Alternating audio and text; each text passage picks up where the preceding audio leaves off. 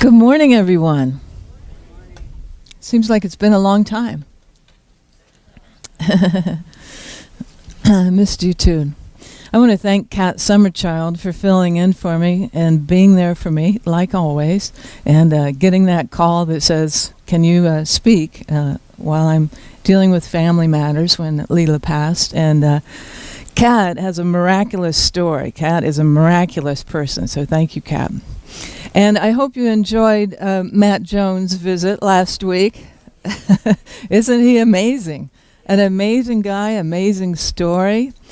And last month, our theme was creating miracles. And I thought, well, what a great guy to have at the very last of the end of the month to just pull everything together about creating miracles, because he's the miracle man. And but as Matt said, as creating miracles in your life, or overcoming supposedly insurmountable obstacles, or having the power to overcome, or visualizing your victory, like he said, it's all an inside job. It's all about the inside stuff.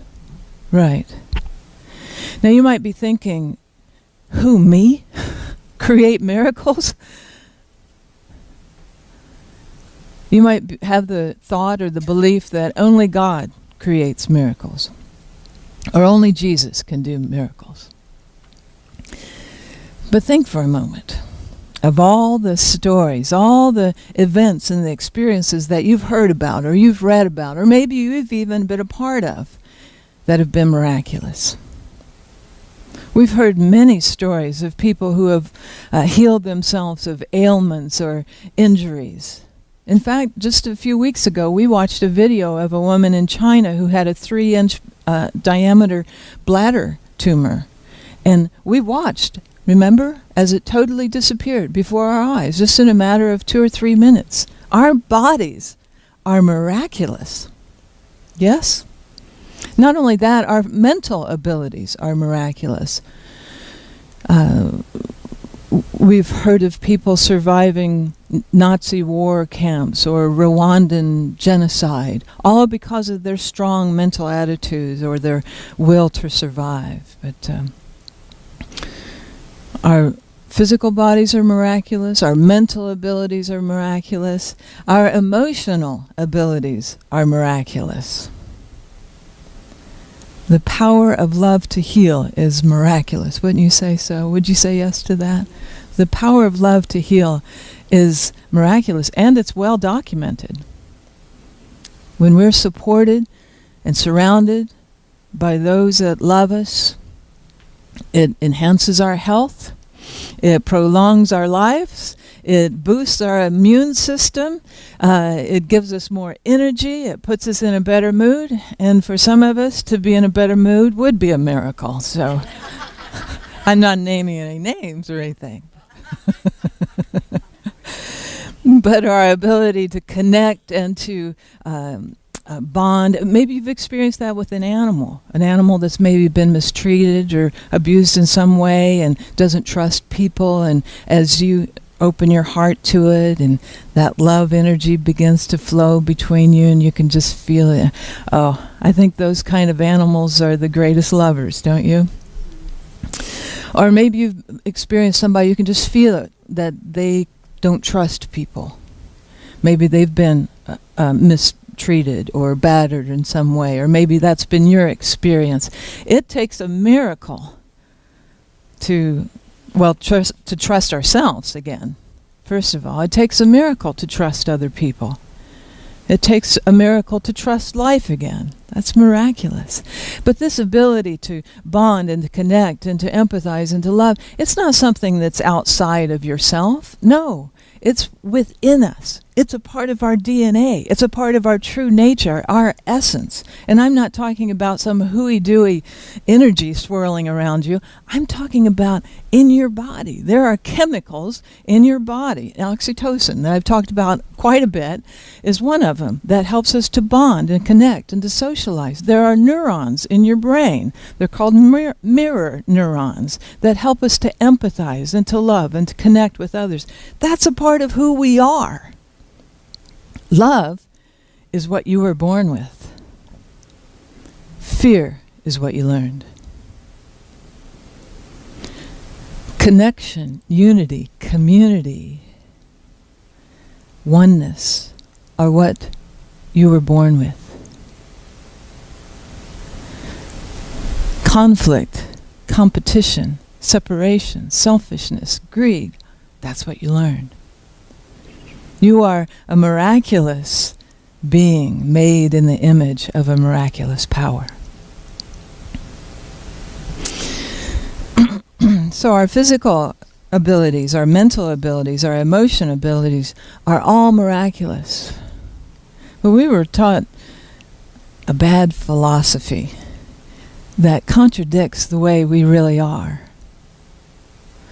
We were taught that for whatever reason we're just not good enough, that there's something in need of repair or redemption, that we're broken, that we're powerless. Very few of us were taught that we are inherently good. Very few of us were given the sense of unconditional approval. So we lost our power. Our thoughts turned from light to darkness. Our feelings, our hearts turned from love to fear. But what if we took that all back?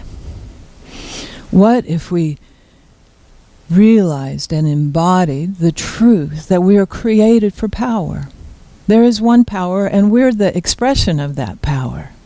What if we remembered that the power of the universe is within us? It's not from an ego place or a personality place. No, it's from a place of connection. It's connecting with that one source of all life and remembering your own divine image. Well, last week was Easter, speaking of divine image, and Easter's a quirky holiday, isn't it? Let's just admit that. I mean, chocolate bunny rabbits and Easter eggs and, oh yes, the resurrection. But I've heard people say, I've heard TV evangelists say that Easter is about the death, burial, and resurrection of Jesus. That's not really accurate. Easter is all about new life. Easter is all about the power to overcome. It's about resurrection. It's about realizing that death is simply a portal, a doorway into another state of consciousness. Jesus' life was interesting. I think he was a great guy. He seems like he was a great guy. The kind of guy that you'd want to go have a beer with, you know. And he wouldn't mind, you know, he didn't have any pretense about if you had power or money. He hung out with all kinds of people and expressed this love that was so magnetic and so attractive and so powerful. He walked his talk. His message was a simple one, all about love and oneness, and that's very powerful, very attractive, very magnetic. Of course, the Roman authorities and the Jewish leaders were so intimidated by that powerful life and that magnetic life that they put him to get death as a common criminal. But then something miraculous happened. He vanished. He disappeared. He resurrected, if you want to say it like that. Amazing, isn't it? Miraculous. Now, that was over 2,000 years ago. We don't know how that happened or even if it really did. But as we begin to understand more about ourselves, and as we begin to understand more about life and the universe in which we live, perhaps we can put things together to where we can understand it more fully. I've always been taken by Ernest Holmes' interpretation of the resurrection of Jesus. Ernest Holmes was the founder of the religious science movement, and he said, in regard to the resurrection of Jesus, the physical disappearance of Jesus after his resurrection was the result of the spiritualization of his consciousness. Wow, them's big words. Something to meditate on this week. Spiritualization of his consciousness. He went on to say, this so quickened his mentality that his body disintegrated, and his followers could not see him because he was on another plane. Planes are not places, They are states of consciousness. So it's not so much that he left, that he went someplace, he went to some kingdom in the sky, as much as his consciousness was elevated to a place where he transmuted. We could say that he stepped through a doorway into another plane of light, I guess we could say. He went to a place that was unseen or invisible to them. I love talking about the unseen, invisible realm, because more and more we humans are learning, and science is confirming, that most of life is the unseen, invisible realm. You know, our human eyes are miraculous pieces of engineering, but we only see a certain wavelengths of light on this spectrum, if we put together a spectrum across the stage here. And much of it's invisible to us. But if we put these wavelengths of light on a spectrum, and here would be what we see, and way over here at this end would be radio waves. You've heard of those. That's how we communicate around the globe, and we communicate with satellites. And then we have microwave. That's what your cell phone uses, and your microwave oven. But you don't see the light in your microwave oven, right? But there's light going on in there, and it's causing the moisture in the food to vibrate, and that causes the temperature to rise. That's how it heats up your food. So we've got radio waves, microwaves. Then we've got infrared light. That's what your TV remote uses. You don't see the light between the remote and the TV, do you? But there's a light there. Oh, whatever did we do before TV remotes? I can't even remember. Yeah.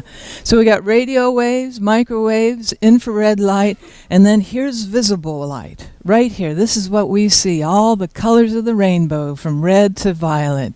And then over here we've got ultraviolet light. That has more energy in it, and it tends to cause damage to anything that it comes in contact with, like your skin. We're familiar with that here in Arizona.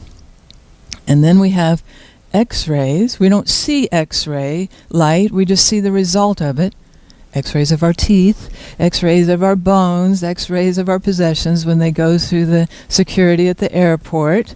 So we've got ultraviolet light, X-rays, and then over at the end, gamma rays.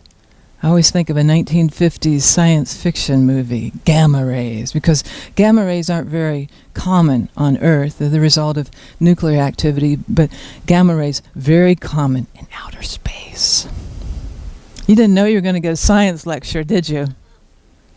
But think about this. Here's the spectrum. Over here, way over here, radio waves, and here, radio waves, and here's gamma rays. Here's what we see. What does that say to you? It says most of what is around us is invisible, hidden. It also says that we're surrounded by light, that everything is light. Now there might be people who say, oh no, there's darkness, much to be feared, much to have to protect yourself, it's dark out there. No, everything is light. We just don't have the eyes to see it. You know, 2,000 years ago, they didn't know about radio waves and gamma rays. They didn't know that there was all this hidden, unseen light around them. Now we know. So, what about this idea that the spiritualization of his consciousness caused his body to disintegrate? And they couldn't see him. He went into this hidden, invisible realm. Well, Myrtle Fillmore, one of the founders of the Unity movement, added to this and had some things to say about this. She said, when we unfold our fourth dimensional consciousness, don't you love that? We shall see into omnipresence. What is that? God, everywhere present. And there will be nothing hidden from us. Wow. Everything on this spectrum, all this light that we can't see, nothing will be hidden from us. She goes on to say, when we refine and spiritualize our consciousness, she said the same thing Ernest Holmes did, and the temple in and through which it finds expression, we shall be able to think of the most distant point in the universe and immediately be there. Wow! How could that be? Well, because there is no time or space to one who has unfolded the Christ consciousness to the degree that Jesus had. A lot to think about there, isn't it? Well, Charles Fillmore, the guy that hung around with her on this journey into founding the Unity movement, also expanded on this evaluation of Jesus consciousness when he said, the constant identification with God was the secret of his power and of his success in overcoming all adverse conditions, including death, for he thus appropriated in his own consciousness the presence, power, and light of the God mind. The secret of his power was his constant identification with God. The secret of his success was his constant identification with God. The power to overcome all adverse conditions in your life is constant identification with God. We're talking about a very miraculous power, the power to overcome. And more every day, we humans are realizing that we're made of the same stuff of which the universe is made, that there is only one energy or one light, if you want to talk in a scientific way, only one power, if you want to talk like a unitic, only one God, if you want to talk in a biblical way, and the secret to success, to living abundantly, to living miraculously, to overcoming supposedly adverse conditions in our life is plugging into that power. Constant identification with God. When you plug into your power source, you have a whole lot of power flowing through you. When you plug into that power source, you have a whole lot of energy flowing through you. You have a whole lot of light expressing and shining through you. So I want to ask you this morning, are you plugged in? Are you constantly identifying with God? There's so much more to you than you realize. And in closing, I just want to leave you with one of my favorite quotes. It's by a Mormon mystic named Annalise Scarron. And she said, "You are a creator of ineffable powers held within your grasp. You are divine, and there is enough light contained within you that if all the stars in the universe went out, you could rekindle the sun and the moon and the stars." Are you ready to be plugged in? Are you ready to have constant identification with God? I hope you are, and I bless each one of you.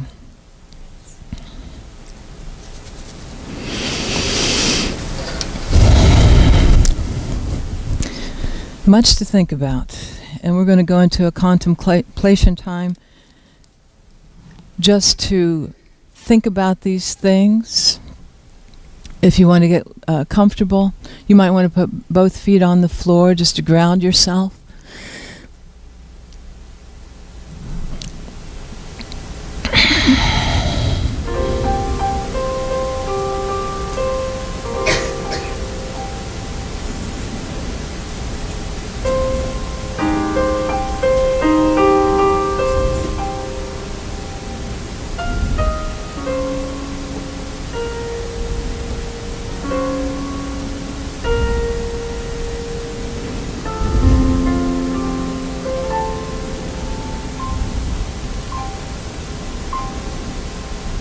Just spend a moment contemplating the idea or the phrase, the spiritualization of his consciousness. What that means?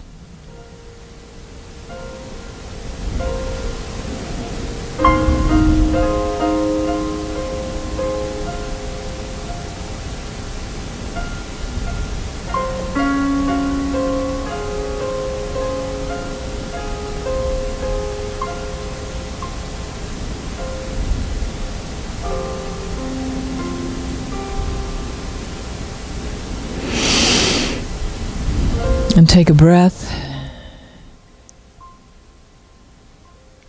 Spend a moment contemplating the phrase fourth dimensional consciousness.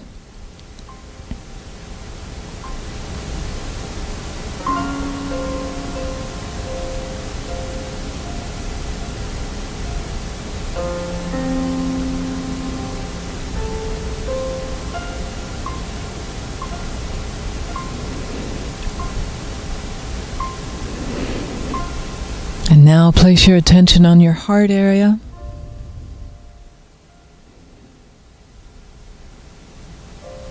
And we move into this space of knowing and remembering our constant identification with God.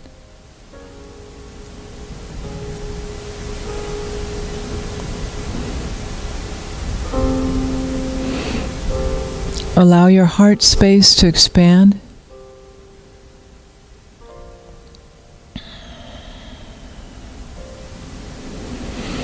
Breathe into that.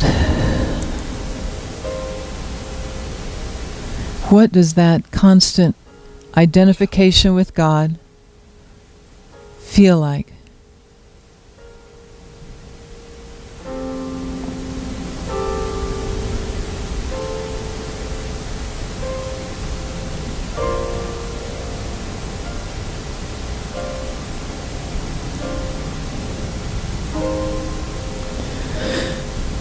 Take a breath.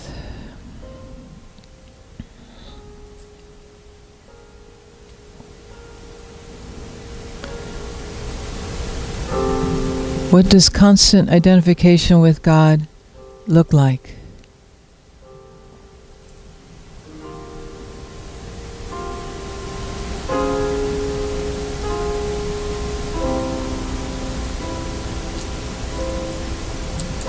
Perhaps an activity, an expression comes into your mind's eye.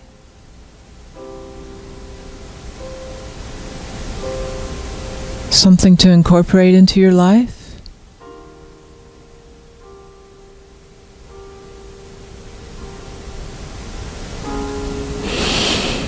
Something to help you have this sense of being plugged in to your source.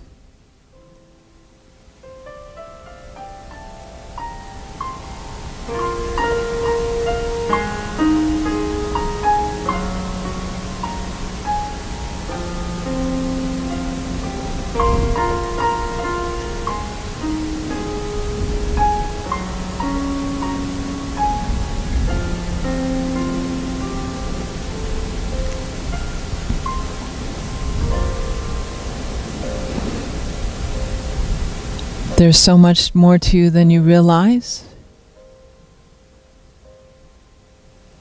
More light, more energy, more power. Breathe it in.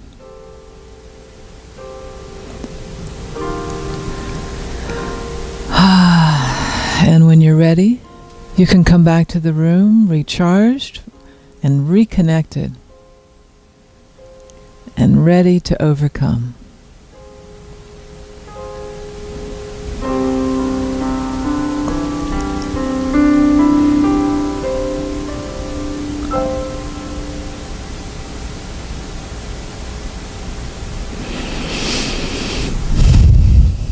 Everyone back? Here come the lights.